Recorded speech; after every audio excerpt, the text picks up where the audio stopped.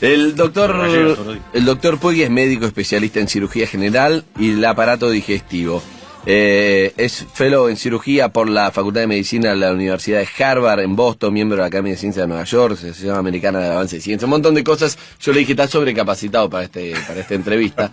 Pero, respecto a cómo es nuestro cerebro desde el punto de vista de la medicina, ¿qué podemos hacer emocionalmente? De cosas que por ahí uno a veces intuitivamente habla, pero no puede bien conocer cómo se producen, y vos como médico los explicás muy bien. Sí, efectivamente, el cerebro es un órgano que pesa solo 1,2 kg, pero tiene un montón de secretos. Y curiosamente, muchos de los descubrimientos que se han hecho en el mundo de la ciencia no llegan a la sociedad. Y podrían ayudar tanto a la hora de conocernos y a la hora de comprendernos, entender por qué a veces nos enfadamos, por qué a veces nos desesperanzamos, por qué a veces nos agobiamos. Y lo que intento, de alguna manera, es traer esa investigación que hay en el mundo de la neurociencia, sobre todo en la neurociencia afectiva, para que cualquier persona pueda encontrar claves para gestionar mucho mejor su vida. Ahora, vos te especializabas más en el aparato digestivo. ¿Cómo llegaste al cerebro? Desde muy pequeñito yo tenía pasión por las neurociencias, y aunque la cirugía general del aparato digestivo fue mi campo, digamos, de trabajo a lo largo de 26 años, siempre estuve conectado con los temas del cerebro. De hecho, dediqué 2 años de mi vida a trabajar en un instituto de neurociencias y he estado constantemente conectado con las neurociencias. Tengamos en cuenta, Andy, que muchas de nuestras emociones tienen un reflejo inmediato en el tubo digestivo. Hay una cosa que se llama la intuición, la inteligencia intuitiva, a la que se le da muchísimo valor, y que, si nos paramos un momentito a pensar, es esa sensación, los ingleses, los americanos dicen I feel in the guts, como que lo siento en las tripas, esa sensación que tienes, y es porque uno de los mapas de los sentimientos más importantes del cerebro, que se llama la ínsula de Ryle, está recogiendo constantemente información del tubo digestivo. Pará, porque eso ya me interesa, porque la otra vez habíamos hablado con un cardiólogo diciendo, cuando vos estás mal del corazón porque, no sé, te deja alguien, es como una angustia, y si había algo más literal o poético, o había una realidad. Vos decís que cuando uno, esa cosa de la entraña que la sentís, tiene una explicación real, no es algo poético. El nudo en el estómago. El nudo en el estómago, la angustia que se te cierra el estómago, que no querés comer. Exacto. Lo que dijo ese cardiólogo es absolutamente así. Se han identificado 3 cerebros. El que es más conocido, el que está en la cavidad, en el interior de la cavidad craneal, es uno. Luego hay un cerebro en el corazón y hay un cerebro en el tubo digestivo. Para que te hagas una idea, la hormona más importante en los estados de serenidad, de calma, que es la serotonina, el 90% de la serotonina se produce en el tubo digestivo. Esto podría explicar muchas veces por qué cuando una persona está nerviosa y come algo, pues también tiene esa sensación de calma. Esos cerebros, los 3 cerebros... El chocolate. El chocolate, exactamente. Aparte que el chocolate facilita la generación de un neurotransmisor, pues que hace, entre otras cosas, que nos sea más difícil dormirnos y ayuda a estar alerta. Esos 3 cerebros en principio han de estar conectados, y están conectados. Lo que pasa es que a veces se independizan. Cuando se independiza el cerebro del tubo digestivo, la persona tiene un montón de incomodidades, lo que se llama el colon irritable, espasmos, alteraciones en la digestión. Y muchas veces, desde el punto de vista de la medicina, hay opciones muy pobres para que esa persona tenga menos dolencias. Sin embargo, cuando esa persona reduce su ansiedad, cuando esa persona ve la vida con más ilusión, con frecuencia y de forma natural, aunque pueda llevar un tiempo, ese tubo digestivo vuelve a sincronizarse, por decirlo de alguna manera, con lo que es el tejido cerebral fundamental en el interior de la cavidad craneana. Pero ¿quién manda a quién? Es una gran pregunta. Cuando el tubo digestivo se independiza, quien manda en los asuntos del tubo digestivo es el cerebro del tubo digestivo. Y el otro, aunque tú digas, yo quiero estar bien, no sucede. El plexo de Meissner y Auerbach, que son lo que constituyen el cerebro del tubo digestivo, deciden ir por su cuenta, se convierten en rebeldes y generan todo tipo de alteraciones, incluso afectan, como todos sabemos... ¿Y cómo hago? Pero tengo que comer mejor, si no quiero ni comer, si tengo una angustia. ¿Cómo hago para hablarle a ese cerebro? Bueno, si quieres te cuento una historia que yo viví hace tiempo muy interesante. Vino una mujer a mi consulta, una señora de unos 50 años de edad, que se llamaba Margarita y que trabajaba en fusiones y adquisiciones. Y era la primera vez que iba a mi consulta, llevaba un sobre lleno de pruebas, me miró y me dijo, doctor, no puedo más. Me duele tanto el estómago. Le digo, siéntese, siéntese. Cuénteme, dice, llevo 3 años con unos dolores digestivos horribles. Me han hecho de todo, endoscopias, me han dado papilla con radiografías, estoy con omeprazol, que estaba con 40 miligramos, dosis máxima, y no se me quita. Dediqué 1 hora a observar todas las pruebas, todas eran normales, no había nada, y entonces le hice una pregunta. Le dije, Margarita, déjeme que le haga una pregunta. Dígame, doctor, ¿hay algo en su vida que a usted le genere mucha tensión? Y al principio la mujer se quedó un poco descolocada pensando que le preguntaba por algún problema familiar grave, una situación económica difícil. No, doctor, en mi vida pues todo va bien. Digo, no, pero yo le hablo de algo sencillo, pero que le ocurra todos los días y le genere mucha tensión. Y la mujer se quedó así callada, me miró y me dijo, ya lo sé, doctor. Digo, ¿qué es? Es mi jefe, no le aguanto. Yo tengo gastritis.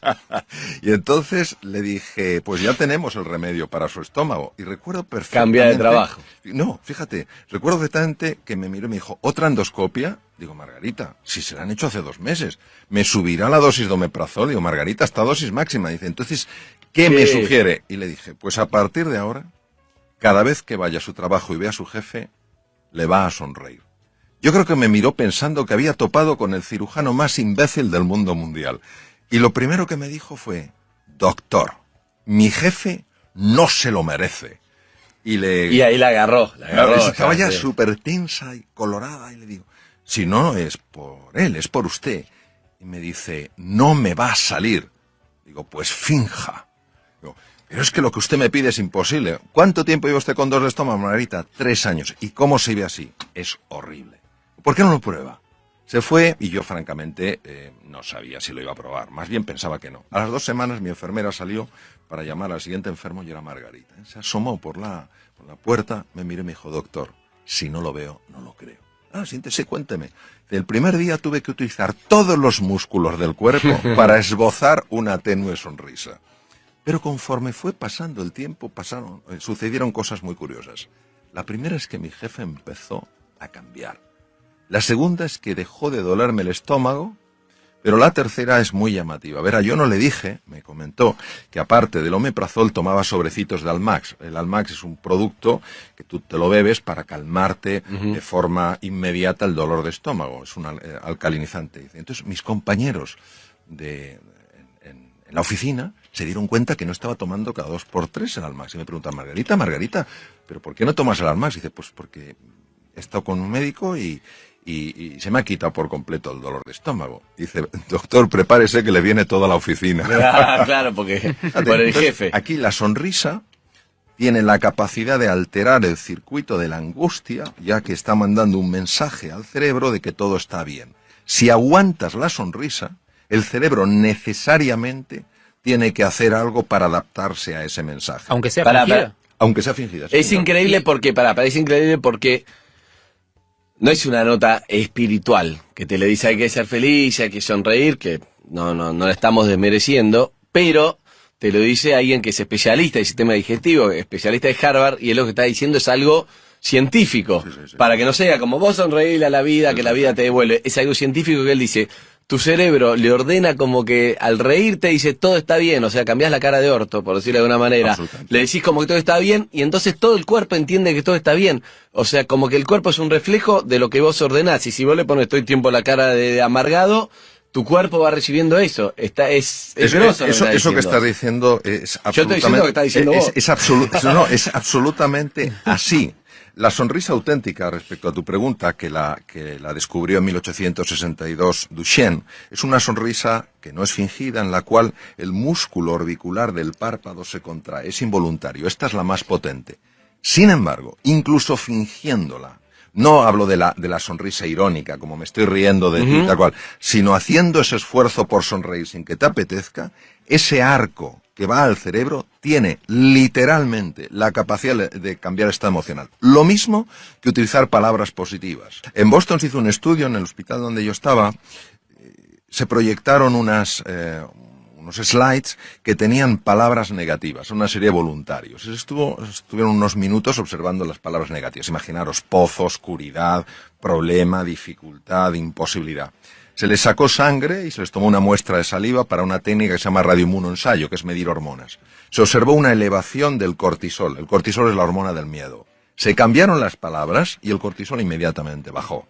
Es decir, nuestras palabras abren espacios emocionales, llaman a determinadas imágenes. Todo esto nos tiene que dar un montón de ilusión y un montón de esperanza, porque quiere decir que en la gestión de nuestra cara, en la gestión de nuestras palabras, en la gestión de las acciones que llevamos a cabo, está también la gestión de nuestro mundo emocional. Pero entonces te voy a preguntar algo clave. Cuando alguien dice, esta persona se enfermó por lo amargado que estaba, vos estás diciendo que puede ser un poco cierto, digamos, que es repetidamente esta persona refleja que está triste o está amargada o lo que sea, entonces va mandando la orden al cuerpo, y ese cuerpo con un dolor de panza 3 años lo puede sostener, pero por ahí repetidamente algo más que se va haciendo mal termina generando una enfermedad. Eso es por eso que uno dice cuando está amargado, decís, ¿qué tiene que ver? Es literalmente así. La Universidad de Harvard, que es la pionera en el mundo en estos estudios, ha demostrado que entre el 60 y el 90% de las consultas a médicos generales en el mundo occidentalizado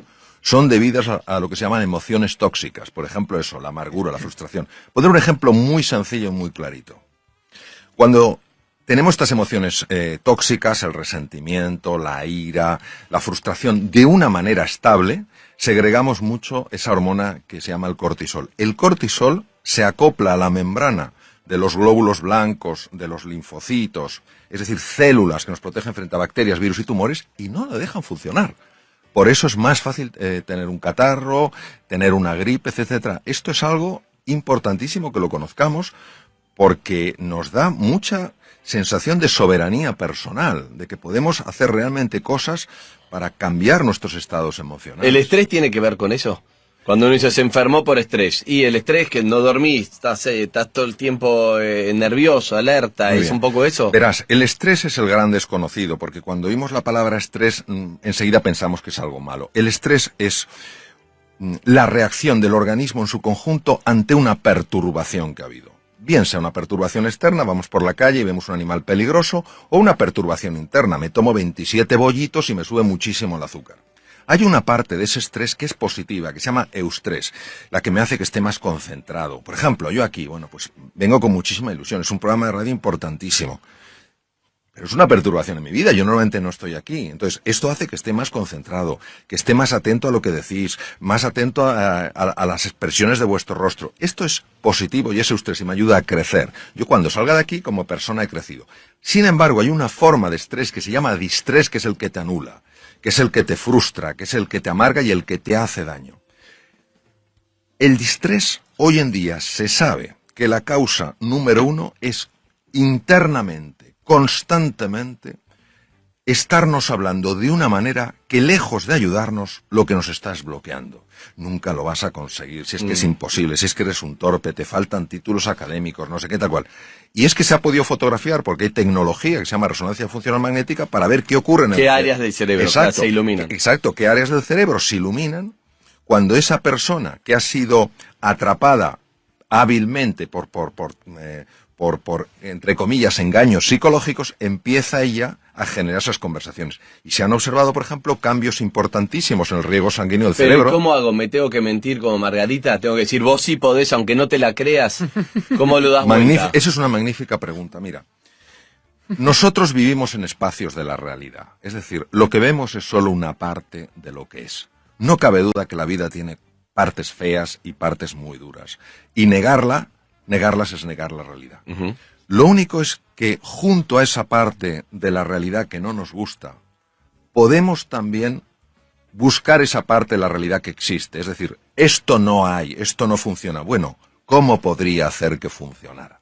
Ten en cuenta que donde nosotros llevemos la atención van nuestras emociones y se hace más real para nosotros. Es decir, si solo estamos enfocados en el aspecto negativo de las cosas, llega un momento, literalmente, en el que aunque haya algo positivo y valioso, no lo podremos ver, es imposible verlo. La percepción es una construcción cerebral.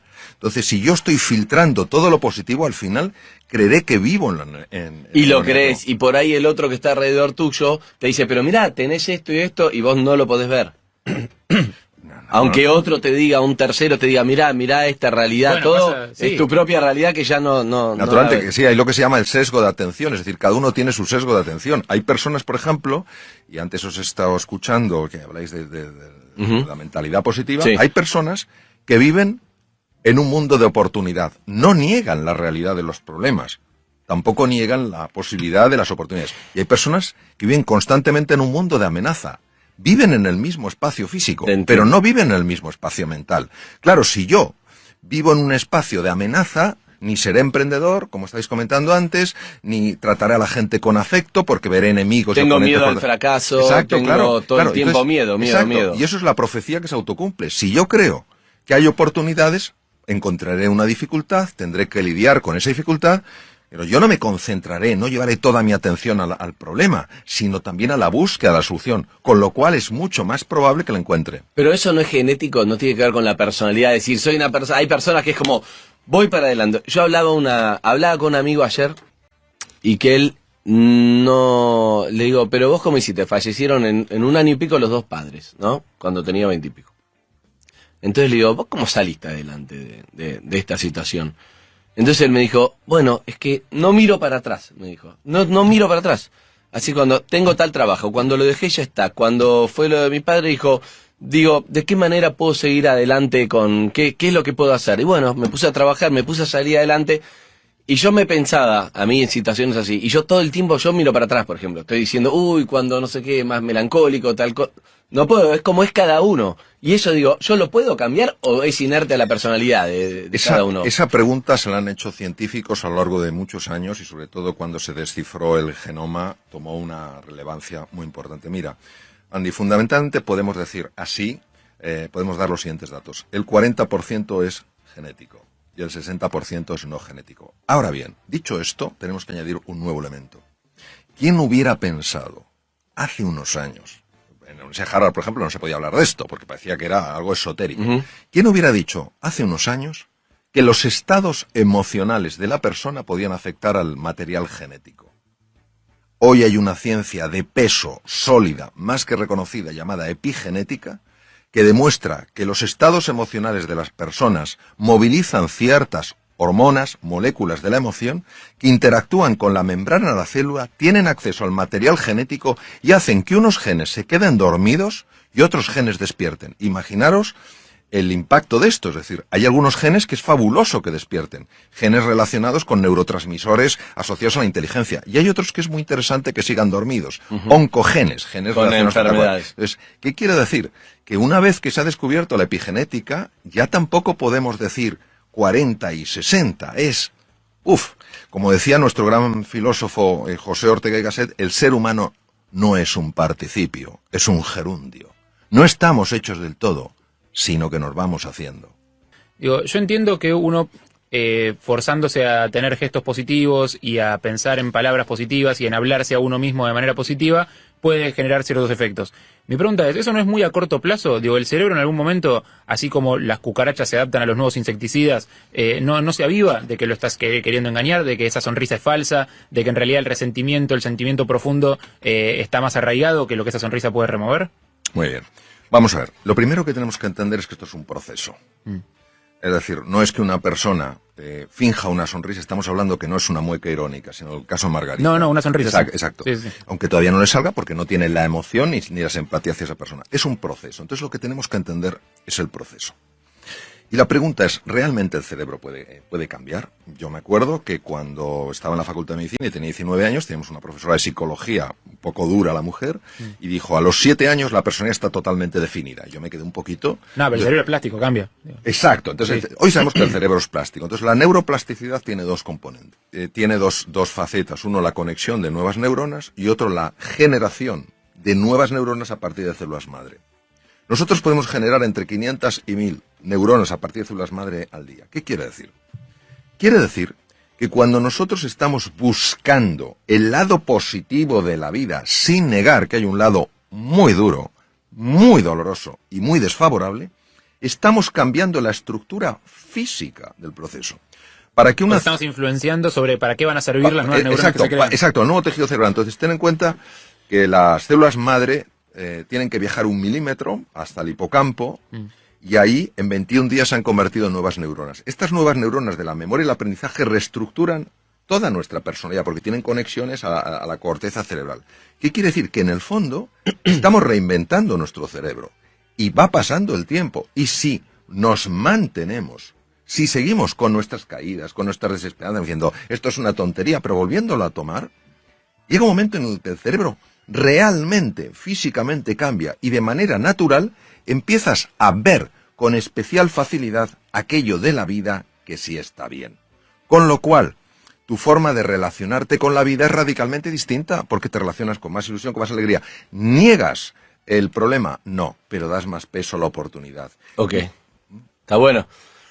Pero tenés que, es un ejercicio difícil, porque parece fácil, pero si vos tenés bronca, cuando yo tengo que ir y reírte, para que no sea irónico, para que sea en serio, tengo que sobreponerse a esa bronca y decirte, hola, ¿qué tal, doctor? Buenos días, ¿qué tal? Y es como, ¿viste? Entonces, sí. El orgullo y el resentimiento puede traerte una enfermedad a vos. Sí. Eso es lo que hay que entender en lo que él está diciendo. Sí. No es hacia la otra persona, no se entera, es a vos que te hace un mal. Entonces, cuando tiene una bronca o tiene algo guardado, no se lo puede sacar de encima, cuando insulta al aire, cuando le pega una trompada a una pared, cuando grita, digamos, cuando eso se lo saca de encima, ¿o no?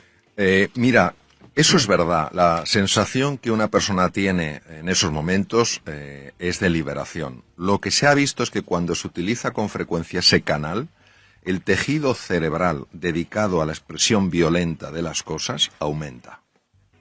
¿Qué quiere decir? Quiere decir que hay un camino, y completamente de acuerdo con lo que habéis dicho, esto no es sencillo. Quien pretenda decir que esto eso es humo puro, eso es engaño y eso es tomar el pelo a la inteligencia de las personas. Es un proceso que requiere un compromiso enorme y ese compromiso solo llevas a cabo cuando eres consciente, un poco lo que decías tú, Andy, del precio que estás pagando, del precio que has pagado y del precio que vas a seguir pagando en tu vida. Pero que garantizás que funciona, que está comprobado. Sí, quiero decir que... Eso es lo que me importa rescatar. Y no solo que esté comprobado, es que yo lo experimento en mi propia vida. Y respecto a la pregunta que tú hacías, que yo creo el comentario que es fundamental, ¿qué hacemos en los momentos de esa tensión? Pues yo recomendaría mucho lo siguiente. Es una técnica increíblemente sencilla. Tomar una hoja de papel y empezar a escribir las emociones. Ponerte a escribir las emociones. Enojado, furioso. Exacto, enojado, furioso, no puedo más, tal cual. ¿Por qué esto es tan potente? Porque la zona anterior izquierda del cerebro, que se llama la zona prefrontal izquierda, es la base de las emociones positivas. Cuando nosotros, una emoción que la tenemos ahí y que nos está desbordando, pero que todavía no la hemos articulado en el lenguaje, empezamos a articularla en el lenguaje, a la fuerza para poderla articular en el lenguaje, para poderla escribir, tiene que pasar por la zona prefrontal izquierda. ¿Y entonces qué pasa cuando pasa por ahí? Pues imaginaros un hierro súper caliente que lo haces pasar por un tanque de agua fría. Entonces, no es que la temperatura, ese aumento de temperatura desaparezca por completo, pero sí se aminora. Y en ese momento ya puedes gestionar. Luego, otra cosa importantísima y que se ha demostrado de una utilidad máxima es, en esos momentos, cuando uno está así, uno es peligroso. Es increíble porque mi papá viene siempre, es sexólogo, mi padre médico, viene acá siempre con una frase que recién lo entendí desde el punto de vista de la neurociencia. Él siempre dice, lo que se verbaliza deja de ser peligroso.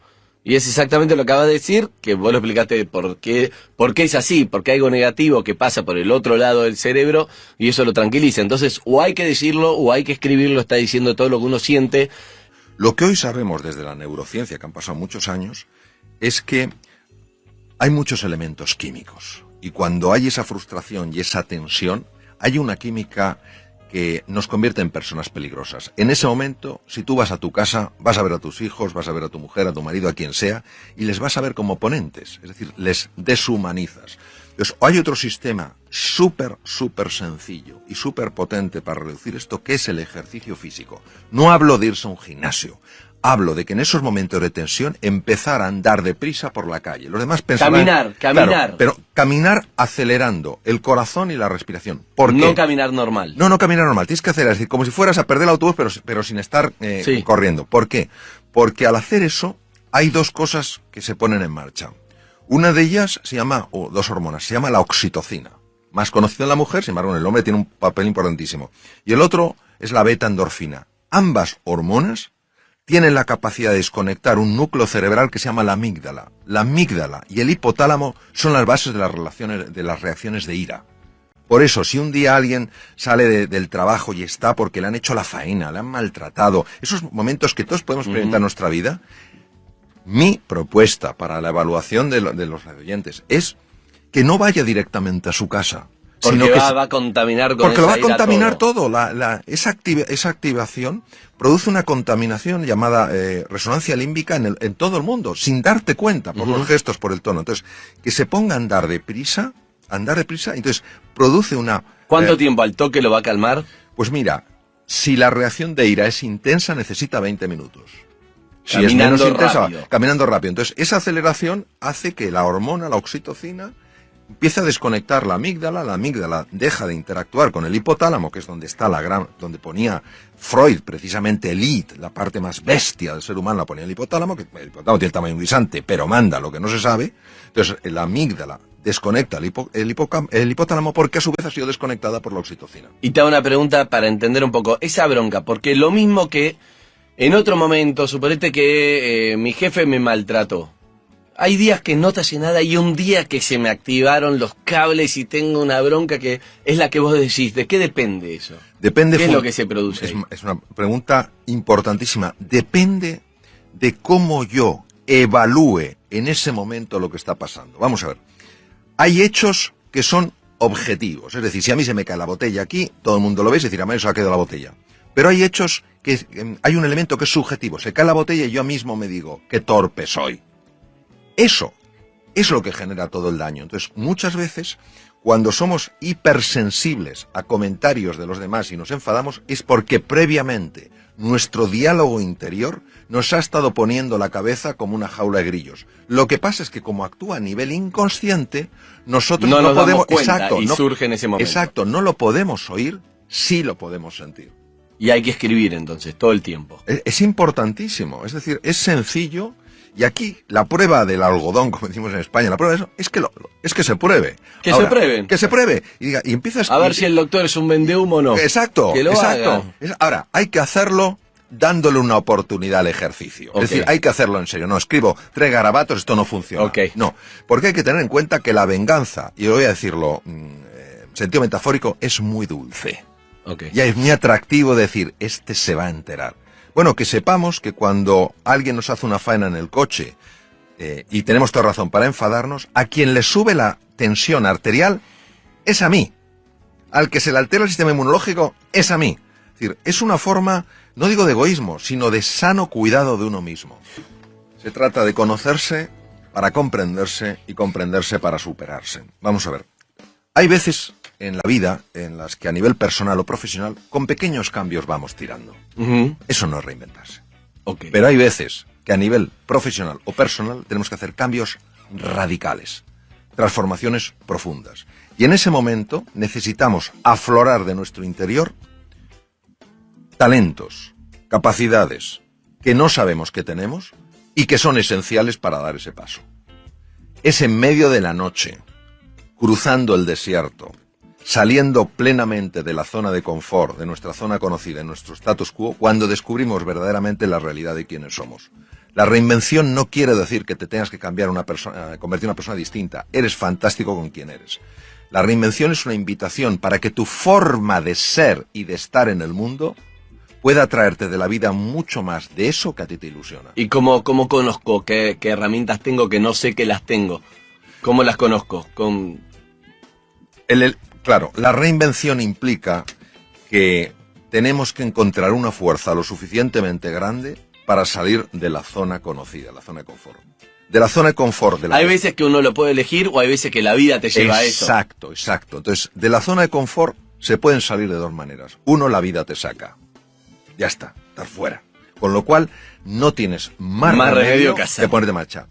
Y otras veces, cuando tú escuchas algo, lees algo, ves algo que te inspira para darte cuenta de que hay algo más grande que eso que tú estás viviendo. Y entonces, desde la fe, es decir, desde el convencimiento de que hay un mundo mucho más ilusionante el que puedes vivir, das el paso. Solo cuando das el paso, empieza a suceder. Es decir, tu pregunta... A medio camino no va. Tu pregunta es muy difícil de responder de una manera puramente racional, porque es, yo daré el paso cuando lo vea. La respuesta es, nunca lo verás si antes no das el paso. Correcto. Hay que ir al vacío, es el famoso vacío. Eso es. Ir al vacío, no hay ninguna garantía, no sé, mandarse. Pero es difícil, porque uno como que no podés. Claro, como cuando sos nene no podés dejar de andar con rueditas, cuando tenés que tirarte una pileta, un trampolín y te da miedo, ese vacío es difícil, doctor. Bueno, ¿cuáles serían tus 5 conceptos, 3, lo que quieras de resumen de todo lo que hablamos, digamos, para llevarme a conclusiones? Yo haría una conclusión muy sencilla. Es que la pregunta no es si podemos ser más felices en la vida o si podemos cambiar. La pregunta es si estamos dispuestos a hacer lo necesario para ser más felices y para cambiar. Es decir, si estamos dispuestos a aguantar inseguridades e incomodidades para descubrir realmente la grandeza que está en todos nosotros. O sea que eso es una decisión. Es una resolución. Eso sí, resolución. algo tenés que hacer, tenés que decidirlo. Es una resolución. Si no, no va a pasar. Es una resolución, una decisión radical, firme. Doctor, te agradezco un montón, la verdad que un placer esta charla. Creo que la capacidad tenemos todos la misma. Con más temple, menos temple, más personalidad, pero la capacidad la tenemos. Todos tenemos la capacidad, sin duda ninguna.